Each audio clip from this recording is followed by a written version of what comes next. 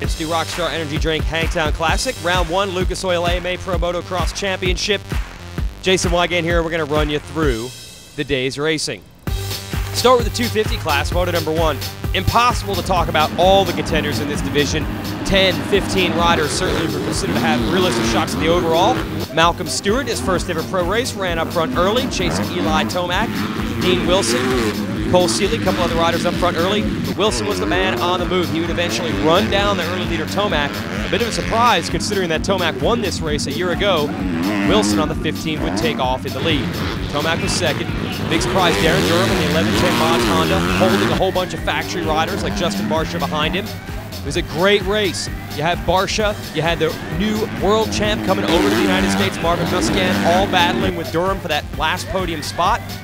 But late in the race, the 57 of Blake Baggett passed all those riders, then caught and passed Tomac for second.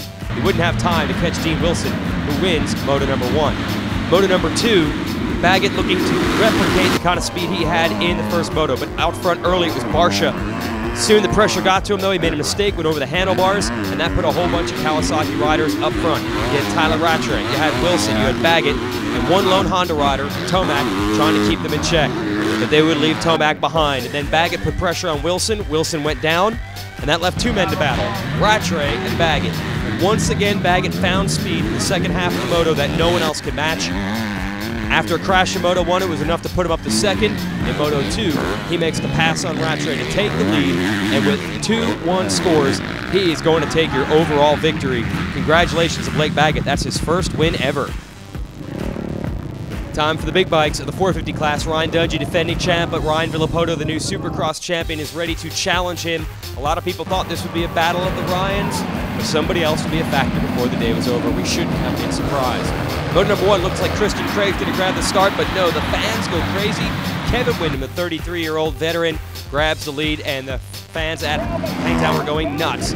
Lots of pressure being applied by Brett Metcalf and Dungey on a pair of Rockstar Makita Suzukis. There was Villopoto and Chad Reed chasing them. All the big hitters were up front early. Villopoto made a move on Reed. Thought he was going to track down Dungey. Wasn't happening. Dungey would go to the front of the pack, make the move on Kevin Windham, take the lead. Windham would do his best to fight back, but nothing doing. Your defending champion was taken off. So is Chad Reed. He would pass Villopoto back. Villopoto not quite on the pace in this first moto. He finished third. Windham dropped back with some mechanical troubles. Reed second. Dungey takes the win. Let's go to moto number 2. Villopoto grabs the start this time. He had a great battle on his hands. Dungey right there, Windham right there, Reed right there. Fans had a great race to watch. Dungey tried everything to get around Villopoto. Finally made the move, but Chad Reed was there watching. He passed Villopoto as well. Just as soon as he thought Dungey was going to take off and win the moto like he did in moto number 1, Reed turned the tables on him and made the pass. Then Reed started pulling away. Dungey put in one last push, got close to him with 2 laps to go, but ran out of steam. Chad Reed goes 2-1 to win Hangtown for the second year in a row. And serving notice, this will not just be the summer of Villopoto versus Dungey. And the women had their kickoff for the season. Remember, they don't race Supercross. This is their first chance to get at it. And no surprise, number 1 plate on Jessica Patterson's DNA Trend 6-star Racing Yamaha. She grabs the whole shot in Moto 1 and made it pretty easy on herself. She was able to distance herself from Ashley Fiolek on the Honda, who did log the fastest qualifying laps.